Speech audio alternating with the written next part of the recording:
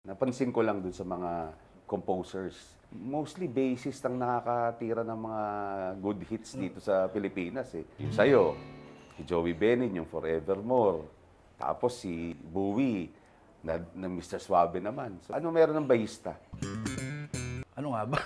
Hindi, siguro naiisip ko dyan. Kasi ang basis ano yan parang single notes lang, di ba? Oo. Siguro naiisip ko, baka pag nasa bahay, pag nasa bahay ako, nag-i-explore ako.